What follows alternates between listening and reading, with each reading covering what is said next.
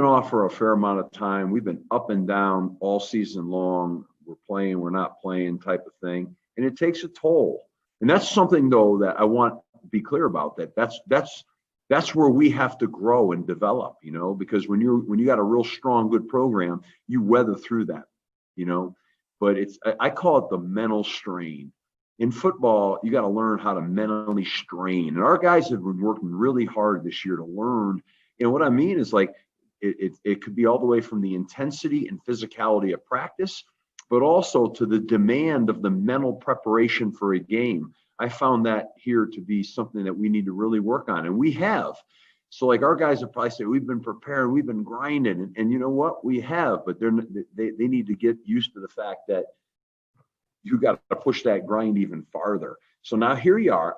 You asked me this question. I was thinking about this today. That's why I'm kind of giving you a long-winded answer. I really had the same thing on my mind. And just think of it like this. Like, traditionally, all of us in football, right around now, you finished your regular season and you're getting ready for bowl prep. Okay. And it's been a long year. Well, you say, well, yeah, but we didn't start at the same time. I know, but I just think everyone's clock and mentality is the same, right? You can get into this time of year, just this time of year alone it's tiring. Then you add all the factors. You're on, you're off, you're canceled, you're not canceled, and all the other crap. And what happens is it wears you down. So as the head coach here, am I concerned about that right now? Hell yeah, I am. And, people just think, like, oh, well, we're just going to shut you down for 3 days. And I'm like, hey, well, let's just start right back up and go. We'll be all right. Like, how come are you going to win? There's so many factors. And then, contact trace, 13 people here and 7 here and shut this down 8 here. And it's going to have an effect. So what we have to do is just each day, prepare as hard as you can prepare with whoever you have, but build the fundamental base building blocks of your program and demand, and push and push and push. And it's all me, a growing experience. So today, I thought our attitude on the practice field was damn good. I thought yesterday too, given all the crap, meaning, lack of numbers, guys doing double duty and all that stuff, I thought we had a good attitude. Good attitude. It's about all you can hope for in 2020. It's been a frustrating year. It's felt about like 84 years since the Rams play, going back to that famous gif. It's been 84 years. But I'm Justin Michael, and we have CSU football action today, and I am joined by my good friend Hank. He covers the Colorado Buffs, but he happens to know quite a bit about San Diego State because they played last week. Hank, thanks for joining me, my man. Oh, yeah, for sure. I didn't have anything to do for the next hour, so might as well be here. Well, it's that COVID world, man. You think you're going to be covering a basketball game, and then it just gets ripped out from underneath you because the world is not fair and it's mean. Exactly. Still got the football game today, though, so it's not the end of the world.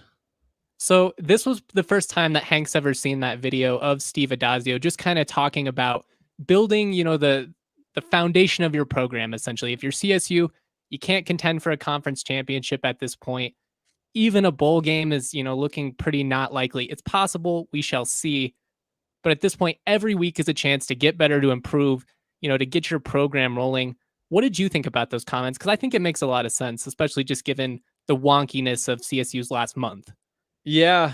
Honestly, my initial reaction is like going from listening to Carl Durrell talk every day and like all these interviews are like very positive energy. Everybody's like excited to go into that. It's like, they're good points, but it is just kind of sad in a way too.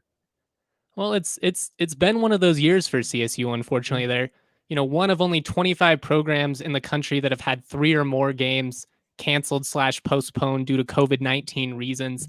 It's actually been 23 days since CSU last played a football game. And, the last time they played, it didn't go very well for them. At Boise State, had 3 kicks blocked, all of them returned. It's going to be weird, though. This is the longest in-season gap between regular season games for CSU since 1912. It's been 108 years. In 1912, CSU played the Colorado School of Mines on November 2nd before playing Wyoming on November 28th. Haven't had a gap anything close to that since then.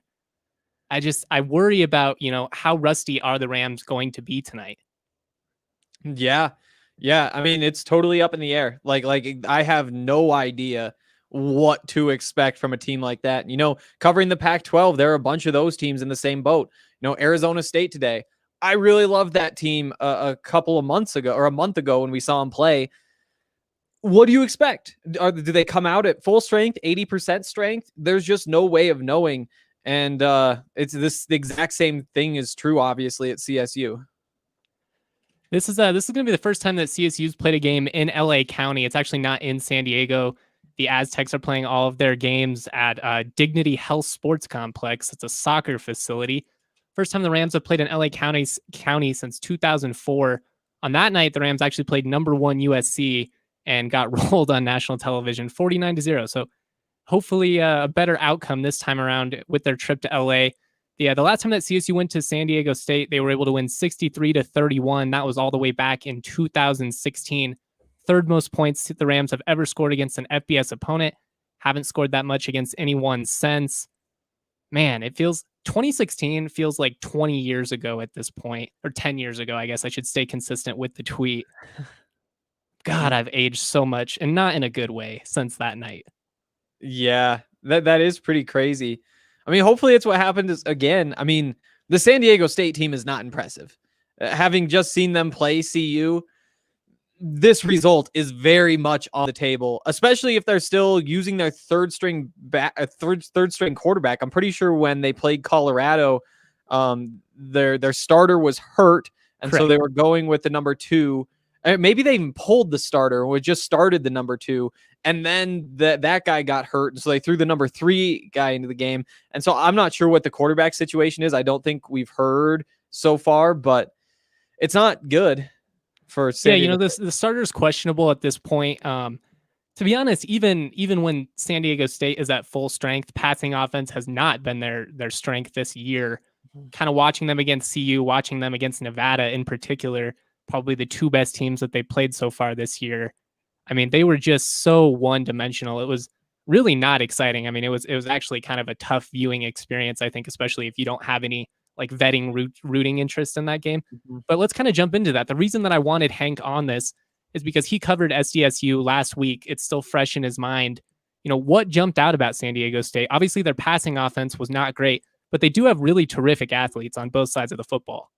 Yeah, I mean, what stood out to me was just how weak they were in the trenches. I mean, the story on SDSU is that that's what they're good at. Like, they want to run the ball. They have that good defense. But then when you saw them on the field, I mean, the Buffs actually held them to 0 yards or less on more than half of their offensive plays. Like, they were just really dominating impressive. The line of scrimmage. And there was the same thing on defense where, the Buffs, they only had 2 days notice. They figured out, I think, like just under 48 hours before kickoff that they were going to play San Diego State instead of USC.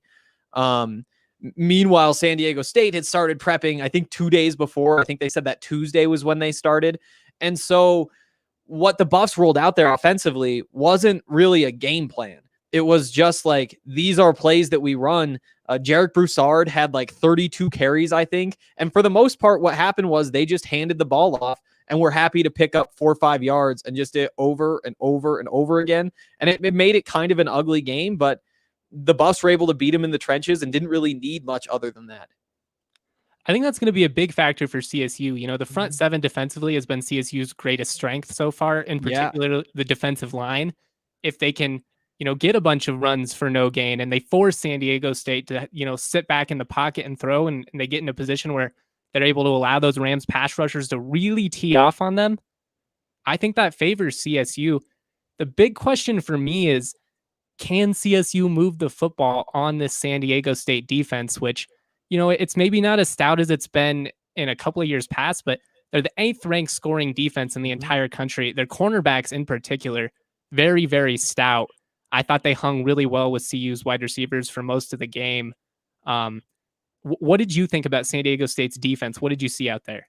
Again, the big thing is like, what the Buffs wanted to do was just go straight up the middle, and they called so many running plays, and it almost felt like any passing play was kind of a token. Like, it's just to say like, hey, we can do this too. And to be honest, I didn't think that Sam Neuer looked all that sharp. He missed quite a few throws. But yeah, I do think that at least last week, the strength was certainly in the secondary. Vontae Chenault, Laviska Chenault's little brother, he went for 6 catches and 72 yards as a leading receiver. It was kind of his first big game. But you didn't see anybody really just torch.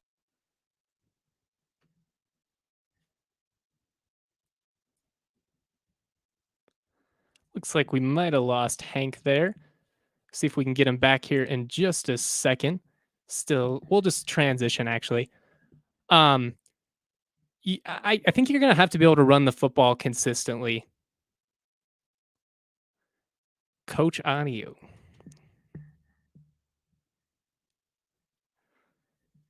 I'm lost for a second. We'll go to the audio with Ellison Hubbard talking about the coaching here.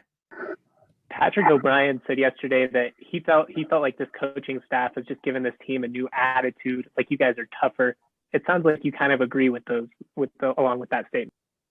Yeah, definitely. This coaching staff, they definitely know toughness is key to win the game. And we kind of tried to implement that last year with Coach Bobo and that staff, but this staff has really brought that in, really put it on us. These periods and practices, they really put us through the test. And when it happens in practice, in the game, it's flawless. It's easy for us. So it's really just the mindset they brought here and the mindset we grabbed on, even with the short amount of time we had because of COVID. So, I agree with Pat 100%. That was actually Ellison Hubbard, Colorado State defensive lineman, kind of talking about how he feels like this year the Rams have a different attitude, and a big reason has been the coaching. He thinks they're a tougher team, and he thinks that that's, potentially going to play a factor in these games, given that they've had to go basically an entire month without playing a game. Sorry about that wonky transition, folks. We had a little bit of technical difficulties, but that's all right. We're live. We're improving. Let's move on to the keys to the game and my keys to victory for Colorado State. The first one, I think you got to make San Diego State throw. We pretty much just went over this. They want to run the football. It's their bread and butter. They want to, run sweeps, run counters, take advantage of the speed that they have in the backfield. If you can make them throw, if you can make them beat you with the pass, you at least put yourself in a position. If they're running the football down your throat, moving the chains, they don't even have to pass. It's going to be a really tough position for the Rams. Yeah, I think that's a great one. Especially because, like, Colorado State, as somebody who doesn't cover Colorado State, what I do hear the most about is the pass rush. It's like you're going through and it's like, okay, I wonder where the Buffs rank here. And occasionally you just note where Colorado State is in the rankings. You see stuff like the pressures and getting into the backfield, all that kind of stuff. I mean, yeah, it's pretty clear that is what the strength is for the Rams. And passing the ball should be the weakness for San Diego State. We've talked about that quarterback situation, but also just from the aspect, like they just have so many good running backs. They have the number one guy. I think 2 have the same name. I'm blanking on their names right now for some reason. But they have the number one guy who's like a good balanced runner, but then they just have some speed, some guys who are trying to break away behind him, and they really are Greg deep and there. Sorry, Whereas, yeah, that's right. But yeah, if you can make them pass, you're in a good spot. Second key to victory, pretty simple. You got to capitalize in the red zone. Red zone offense has been a big struggle for CSU this year. They've actually driven the ball fairly consistently. It's when they get, inside the 20-yard line. Sometimes they have a tough time capitalizing. A big part of that has been the lack of rushing offense that CSU has. They haven't really been able to lean on it. That's what Adazio wants to do. That it kills them. But you do have Trey McBride, a dude that's absolutely lethal, one of the best tight ends in the country. And you got to find a way to score. They don't give up a lot of touchdowns. If you get in plus territory, you got to get touchdowns. Touchdowns, not field goals. That's how you beat San Diego State. Yeah. I totally agree there too. Third one, you got to dominate the time of possession. And all of these are, fairly simple. They all kind of work together. When CSU was able to go on the road and dominate San Diego State in 2016, they didn't necessarily torch them through the air. They really leaned on the running game. They had multiple 100-yard rushers, 2, actually almost 3 with Marvin Kinsey back during his freshman year. So you basically go for 300 yards on the ground. Nick Stevens only threw 15 in pass attempts, but he completed 10 of them, went for like 250 yards and 4 touchdowns.